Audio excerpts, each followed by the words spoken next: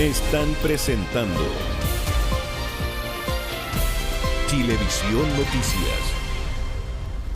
Estamos de vuelta en Chilevisión Noticias, nuevamente junto a Carlos Grech, para contarles que esta mañana más de 200 chilenos ya han sido trasladados tanto a Grecia como a España, saliendo de la zona de conflicto. Todo esto en vuelos humanitarios de la FAT, un avión Boeing que ha hecho 3 viajes. Y desde ahora, Carlos Grech se suma un segundo avión que podría ser el 4.º vuelo, que es un avión Hércules, que nos han informado acaba de aterrizar en Madrid, ya estarían en España. Por lo tanto, ahora hay 2 aviones de la FAT que podrían hacer estos vuelos humanitarios si es que fuera necesario traer más gente desde el territorio israelí. Aumentando la posibilidad de cobertura también para compatriotas que pudiesen seguir pidiendo también estos viajes desde territorio israelí. Se ha hablado entonces que la cifra hasta ahora de compatriotas que están inscritos y todavía no han sido repatriados se llega a 60, pero de todas formas se están todavía completando esas listas las autoridades en medio del traslado permanente. Se ha hablado entonces de un avión Hércules que estaba en Colombia y ese avión es el que luego fue trasladado a España para realizar estos vuelos también a partir de mañana. 81 pasajeros en el primer vuelo a Grecia, 51 en el segundo vuelo que también tuvo como destino Grecia y finalmente el último vuelo rumbo a Madrid, España, con 81 pasajeros en total. Entonces, en esta evacuación que ya se ha realizado, mientras este quinto día de guerra en Gaza no solamente deja más bombardeos, más destrucción, sino también la preocupación sobre qué es lo que viene ahora. Ha habido por parte de la ONU la exigencia de crear un corredor humanitario y desde este mediodía la población de Gaza ha quedado sin electricidad. Había ya escasez de insumos básicos, de alimentos, de medicamentos por el bloqueo total que existe en ese territorio desde el sábado. Pero como es un territorio muy poblado y muy empobrecido, esa situación se ha agravado aún más en las últimas horas. En cosa de segundos, este edificio en Gaza se vino abajo. Era un edificio bancario en el sudeste de la franja que sucumbió a los ataques que Israel dejó caer hoy en la ciudad. Hamás respondió con cohetes y con otras armas como estas. Con este video de propaganda, este miércoles Hamás mostró parte de los drones que está utilizando para atacar a Israel. Una ofensiva a la que ahora se sumó la Yihad Islámica, otro brazo armado palestino. Prometieron un intenso lanzamiento de cohetes sobre el sur y centro de Israel, tal como ocurrió ayer en Ashdod. Ataques, dicen, en respuesta a los bombardeos israelíes que no se han detenido.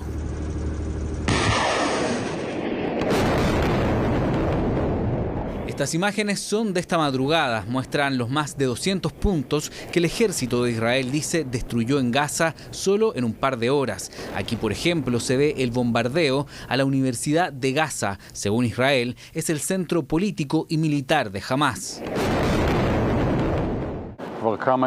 Golpeamos muy duro a Gaza. En cualquier zona en la que sepamos que hay miembros de Hamás, líderes de Hamás, incluso si hay restricciones, atacamos. El ejército trabaja muy bien, con precisión y con gran poder.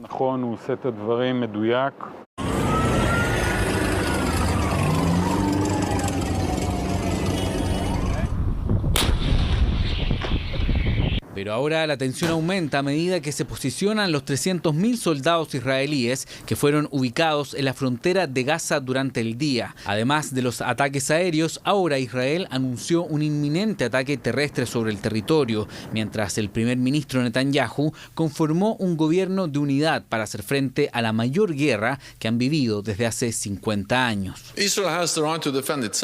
Israel tiene el derecho a defenderse. Han sufrido un espantoso ataque terrorista este fin de semana, con muchas víctimas civiles, pero también espero, por supuesto, que cuando veamos la respuesta de Israel, esta sea proporcionada.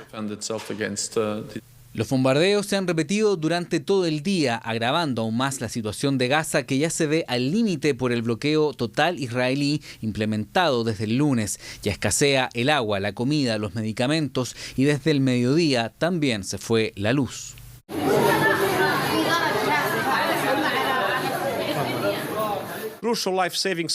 Se debe permitir la entrada a Gaza de suministros cruciales para salvar vidas.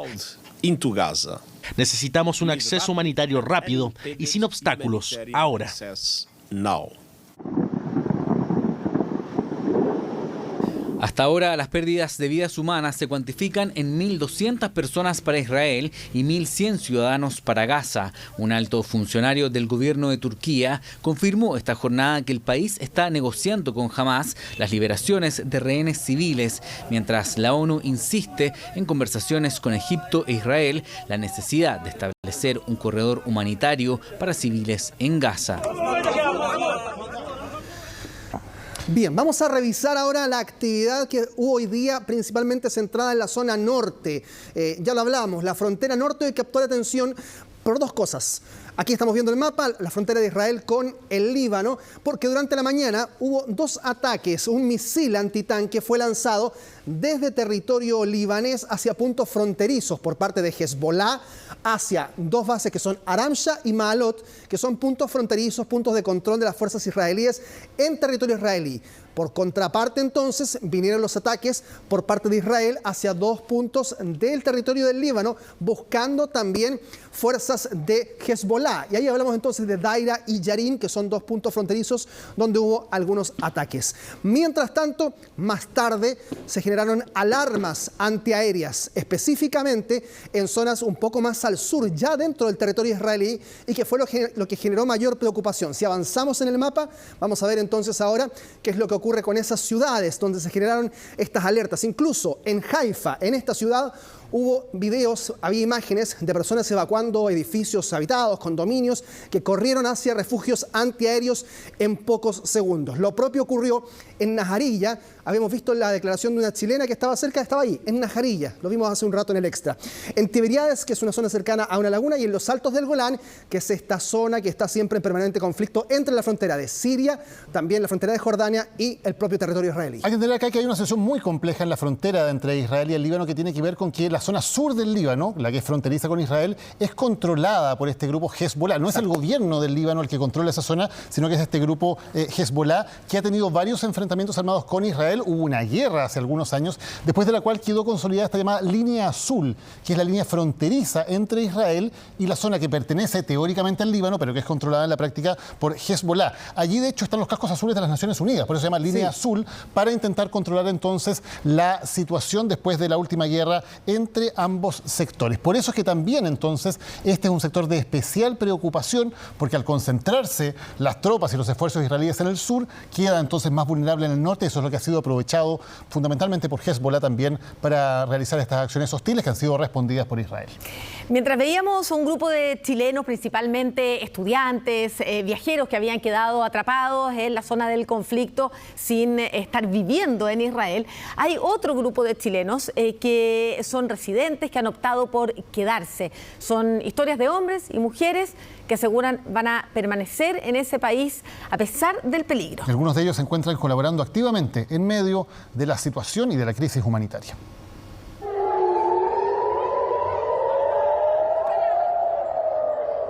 Es el registro que graba Isabel desde su casa. Isabel es chilena y judía y hace casi 2 años vive en Israel. Asegura que no abandonará un país que está sufriendo. Bueno, una de las cosas que también aprendí es que en los búnkeres no hay baños. Velitas, mochila, víveres. Personalmente, como dentista, la dentadura es una parte fundamental para el reconocimiento del cuerpo. Por eso decido quedarme. Por motivos religiosos, pero también porque cree que lo correcto es quedarse para colaborar con las infinitas necesidades que surgen en un estado de guerra. Y yo personalmente, como dentista, me toca otra situación, a reconocer cuerpos. Hay cuerpos apilados, centenares, de gente que todavía no ha sido reconocida y que aparece como desaparecida. Yo la vi,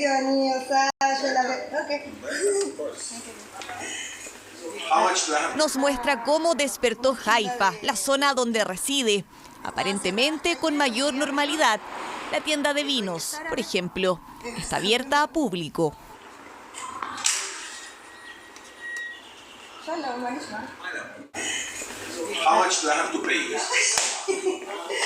Esta es la tienda de vinos que queda debajo del edificio de mis amigos, es del dueño, somos todos amigos, vecinos. Obviamente hay muy poquita gente, Se está tratando de llevar una vida un poquito más normal y llevadera, pero siempre con el resguardo. Hoy las calles de Haifa están tranquilas, pero siempre hay que tener detectado el refugio más cercano. Este registro nos envió Isabel durante la tarde, en el búnker junto a sus amigos. Para esta cultura, un resguardo básico. Sin embargo, hay aspectos de este conflicto por los que dicen estar en shock. Beersheba está más o menos a 25 o 30 minutos de Gaza. Estamos muy cerca. En el día me puedo dar 2 viajes allá, más. Entonces, todo lo que es bombardeo acá se siente muy bien, los aviones, se siente todo. El clima de guerra se aprecia directamente acá. Así que los chilenos hemos vivido intensamente esta guerra. Yo estoy choqueado todavía. Porque esta no es una guerra común, no es una guerra entre 2 países, entre palestinos e israelíes, no es eso. Es que Humberto se encuentra en Beersheba, a 30 minutos de Gaza. Me cambió la vida, nunca había sentido miedo, no a morir, sino miedo a cómo van a quedar la gente que va a morir, en qué condiciones va a quedar su cuerpo, si van a poder identificarlo. Algunos de sus seres queridos debieron abandonar sus casas para formar las filas del ejército. Daglis, por ejemplo, otra chilena residente en Israel hace 14 años, cuenta que inmediatamente después de los primeros ataques, su pareja debió unirse al ejército.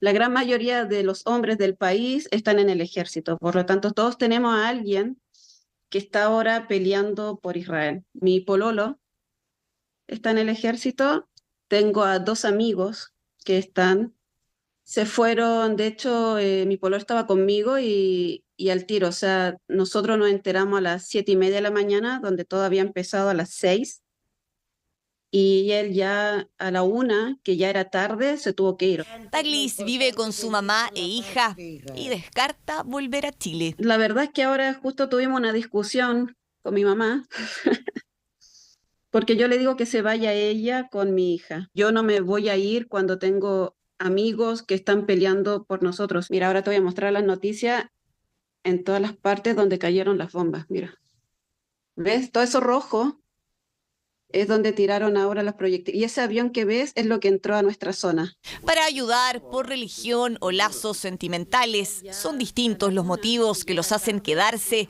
en el país que estos chilenos escogieron como su nueva casa. Esa es la situación en Israel. Vamos a ver ahora cuál es la situación en la Franja de Gaza, que se ha quedado sin suministro eléctrico. Sobre todo, la situación es muy compleja para la atención hospitalaria de los heridos en estos bombardeos. La Cruz Roja en el lugar advierte que también se acaba el combustible con el que funcionan los generadores eléctricos de los hospitales, que se acaba el agua, se acaban los alimentos, y es por eso que se ha pedido a nivel internacional que exista un corredor humanitario, al menos para enviar los insumos básicos a ese territorio. A oscuras, la Franja de Gaza se quedó sin electricidad desde las 14:30 hora local de este miércoles. La promesa del gobierno israelí de dejarlo sin suministro después del ataque de Hamas se cumplió, y las pocas luces que iluminan la noche en ese territorio, mientras sacan y buscan familiares heridos y muchos lamentablemente fallecidos, son de generadores eléctricos a combustible, como los usados en refugios que hasta ahora no han sufrido bombardeos. La escuela en la que estamos carece de todos los servicios, no tiene ninguno. Por ejemplo, el baño no es un baño, se corta mucho el agua, se corta la luz y simplemente no sabemos cuándo regresa. La situación es crítica, dicen los casatís que horas antes del apagón tomaban previsiones. Es que no se trata solo de la luz, sino de agua, enseres, lo necesario para la vida y que ya empiezan a escasear. Vengan y vean cómo los palestinos están luchando ahora en Gaza. Ya no tenemos las necesidades básicas para vivir aquí. La vida ha terminado en Gaza. Los residentes palestinos en Gaza están en refugios de las Naciones Unidas, pero no tienen agua, ni electricidad, ni siquiera pan. Y hay niños que no tienen pañales. Esta es la planta GPGC, la única central eléctrica de Gaza y que sostenía sus operaciones desde este domingo con limitadas reservas de petróleo, las que finalmente este miércoles se agotaron, dejando a toda una población ya golpeada por misiles y bombas, completamente a oscuras. La gente se está enfrentando no solamente con el hecho de que no hay electricidad y el agua potable escasea, sino que simplemente no hay absolutamente ningún lugar seguro donde estar. Cuando estamos hablando de una zona de 40 kilómetros de largo por 20 kilómetros de ancho, comprenderá que no hay prácticamente ningún lugar donde la gente no haya estado en peligro durante las últimas 24 horas. Los bombardeos han dejado cientos de heridos que ingresan a los hospitales por mismos paramédicos que han sufrido bajas. Se lamentan en el suelo los que han tenido que presenciar la muerte de sus cercanos, mientras ayudan a otros más. Quienes luchan por su vida se enfrentan también a un sistema de salud que se sostiene no se sabe hasta cuándo por generadores eléctricos, dicen desde la Cruz Roja, y lo confirma el gobierno palestino. Sistemas médicos completos en Gaza y hospitales dependen de la energía para mantener sus instalaciones en funcionamiento.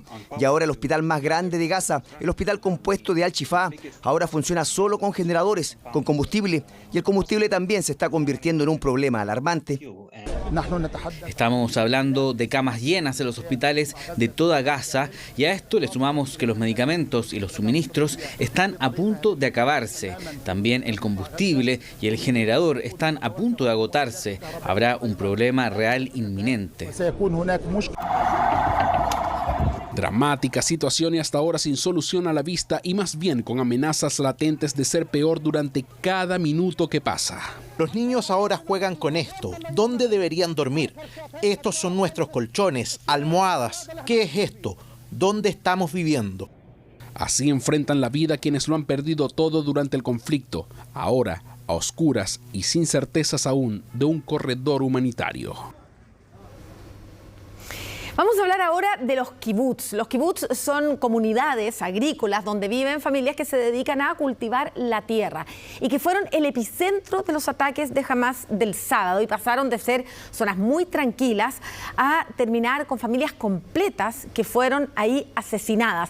Se demoró mucho el gobierno israelí y el ejército israelí en retomar el control de los kibbutz. En kibbutz hubo milicianos de Hamás que estuvieron más de 12 horas en el interior y recién hoy día pudo entrar la prensa y dimensionaron lo que había ocurrido en el interior. Claro, entre 7 y 8 horas en general demoró retomar el control, salvo en Kfar Aza, donde han llegado las imágenes más dramáticas, que tuvieron 20 horas bajo el control de los milicianos que asesinaron a gran parte de la población. Recién hoy, por lo tanto, con estas imágenes se pudo dimensionar la magnitud de lo ocurrido en estos lugares. Veamos la nota.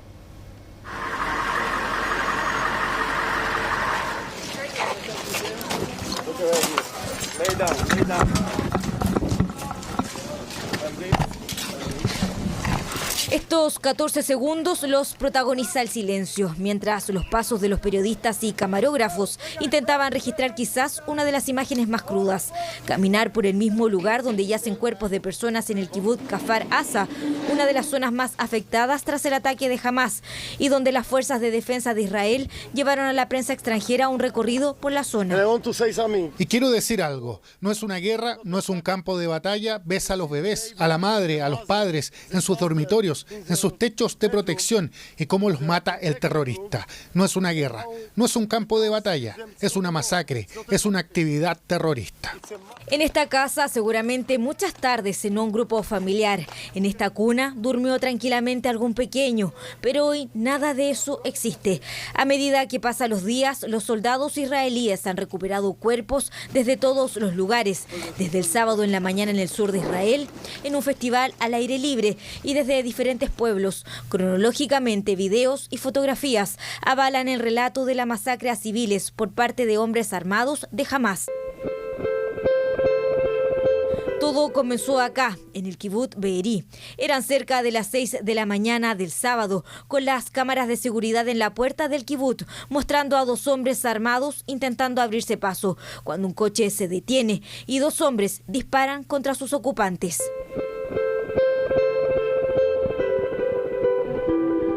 También este video, confirmado por la agencia Reuters, mostraba otro ataque con solo una hora de diferencia. Esta vez, dos mujeres intentaban esconderse detrás de un automóvil huyendo de los militares de Hamás, quienes se enfrentaron a la fuerza israelí que llegaba al lugar. Solo en el kibbutz Be'eri, más de 100 personas fueron asesinadas, incluidas niños. Otros milagrosamente salvaron y sus relatos permitieron hoy reconstruir la historia. Vi un grupo tratando de entrar a mi patio delantero y tuve que enfrentarlos. Abrí fuego y ellos respondieron. Hubo una ráfaga de fuego en mi casa y no sé cómo ni por qué, pero decidieron irse. Muchos de mis mejores amigos murieron. Dejaron atrás sus casas, sus recuerdos, las historias que escribían día a día, hasta que esa normalidad acabó y en sus patios traseros ahora se ordenaban los cuerpos de los fallecidos. Así también despertaba el kibutz Kfar Aza, con lo que podrían ser cientos de personas asesinadas. Así que puedes verlo por ti mismo. Es algo que nunca vi en mi vida, es algo que solíamos imaginar, como nuestro abuelo, nuestra abuela en Europa y otros lugares. No es algo que suceda en la nueva historia. Soldados y rescatistas dijeron que decenas o posiblemente cientos de personas murieron en manos de Hamás. Ubicado a 2 kilómetros de la frontera con Gaza, la pequeña población agrícola fue el epicentro de uno de los peores ataques contra civiles israelíes en lo que va del conflicto. La mayoría de ellos eran estudiantes con familias pequeñas, 2 hijos, un niño o estudiantes. Las edades promedio están entre 18 y 25 años y este vecindario fue brutalmente atacado. Les dispararon, quemaron todo y se aseguraron de que nadie saliera vivo de aquí. Y puedes ver la brutalidad, compruébalo tú mismo. Y aún quizás faltan registros y detalles de muchas comunidades a lo largo de los kilómetros alrededor de la Franja de Gaza, donde aún las autoridades todavía están contando el número de víctimas. Pero videos, fotografías y testimonios de los sobrevivientes permiten de a poco armar un relato de lo sucedido. Les hemos estado contando de las historias de los descendientes de chilenos que han muerto en medio de estos ataques desde el día sábado. Han sido recopilados los antecedentes, el último de una mujer de 90 años que al interior de su casa habría sido atacada. También está la historia de un nieto de chileno que logró resguardar a sus mellizos de 9 meses antes de ser, eso sí, asesinado. Y un deportista que se preparaba para una carrera cuando llegó el ataque. No es fácil caminar por el kibutz Kfar Aza, una de las áreas más afectadas tras el ataque de Hamás a Israel. Y es que aquí no solo se ven los cuerpos de soldados, también los de padres, madres y guaguas que fueron asesinadas ese fatídico sábado 7 de octubre. Aquí fue precisamente donde 12 horas después de la masacre encontraron con vida a 2 mellizos de 9 meses, hijos de Itai, un joven israelí de 30 años, nieto de chileno. A todos nos parece un milagro que estas 2 guaguitas estén vivas porque así como ellos tan chiquititos mataron a cerca de 40 más solamente en Kfar Aza. Los niños están bien, los mellizos están al cuidado de sus abuelas. El resto de la familia no vivía en Kfar Aza, que es el kibutz donde estaban ellos y donde hubo esta masacre tremenda. Conversamos con David, el primo de Itai. La información que maneja es que tras la ofensiva de Hamás, él y su esposa Hadar alcanzaron a resguardar a sus mellizos en un refugio. El domingo en la mañana se enteraría que los niños sobrevivieron, no así sus padres. Hay algunas versiones que dicen que los encontraron junto con los padres, otras que dicen que estaban afuera, que los habrían tomado de alguna manera y los habrían dejado en un lugar descampado cerca del kibutz. Se están recuperando todos los cuerpos de esta masacre, entonces tampoco hay mucha claridad respecto a qué pasó en el momento. El kibutz Kfar Aza, comunidad agrícola donde vivía Itai con su esposa e hijos, se encuentra a solo 3 kilómetros de la Franja de Gaza.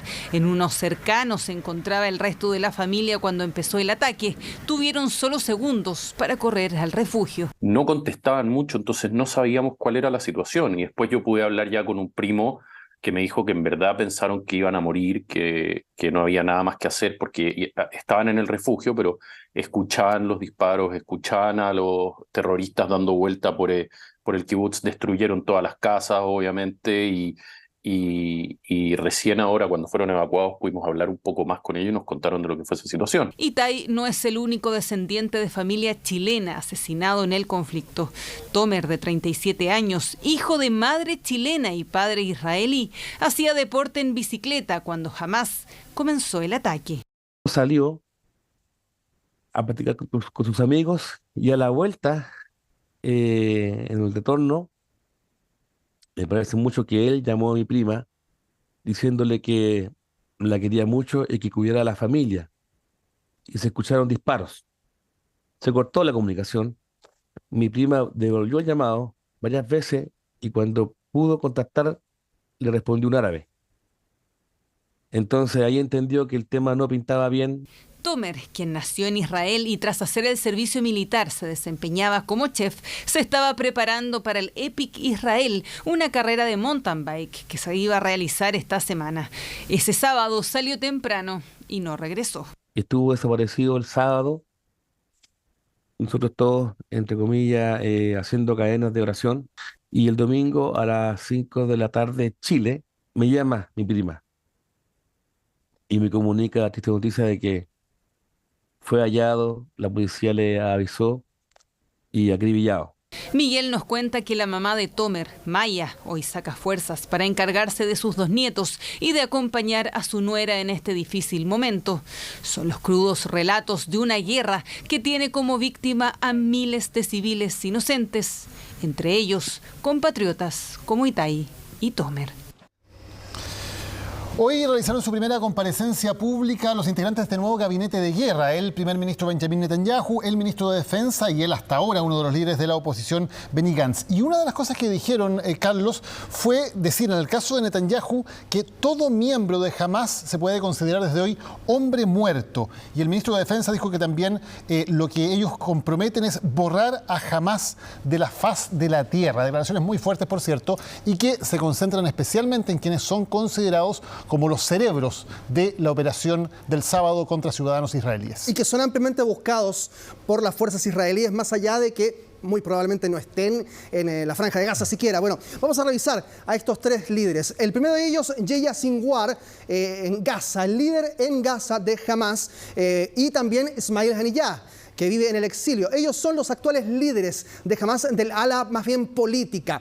Sinwar es el objetivo número 1 del ejército de Israel, fundador de las fuerzas de seguridad en la década de los 90 por parte de Hamás. Estuvo en prisión 20 años, la última vez en 2011 fue liberado y figura hoy en la lista de terroristas internacionales de Estados Unidos. Fue elegido líder en Gaza en estas elecciones que hemos mencionado, ¿no? El año 2015, luego en 2017 y en marzo de 2021 fue reelecto y luego asaltaron su casa los israelíes, pero no lo encontraron allí y entonces es ampliamente buscado. Haniyeh, actual jefe político de Hamás, después de reemplazar a Meshal en 2017, está operando desde Doha, desde Qatar. Por eso se habla de que Qatar presta eventuales ayudas a Hamás, dado que también está recibiendo, en este caso, eventualmente a Haniyeh. Y el último es Mohammed Deif, el escurridizo responsable del ala militar de Hamás y eventual cerebro también de los ataques que vimos desde el pasado sábado. La siguiente nota justamente nos cuenta quién es Mohammed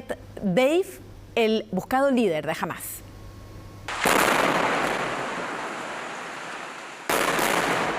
Fue el encargado de idear durante más de 2 años la masacre en la frontera sur con Gaza. Hablamos del terrorista palestino Mohammed Deif, el líder del brazo militar de Hamás y que se encuentra en estos momentos en lo alto de la lista de los hombres más buscados por Israel. Es un líder que está escondido, desaparecido, hay antecedentes de que lo han intentado matar varias veces, capturar, estaría discapacitado, sin sus piernas, le faltaría un brazo, pero no hay ninguna foto actualizada de él, por lo tanto pasa a ser parte de la mitología. Nadie sabe su paradero. Podría estar escondido bajo tierra en uno de los túneles clandestinos ubicados en Gaza o caminar entre la gente por alguna ciudad. Pocos reconocen su cara, solo existe una foto suya. La cruda ofensiva de Hamás de este fin de semana habría sido dirigida por un hombre que pocos conocen y que estaría en silla de ruedas, el mismo comandante que la inteligencia israelí le atribuye el comienzo de las incursiones por túneles subterráneos como estrategia militar.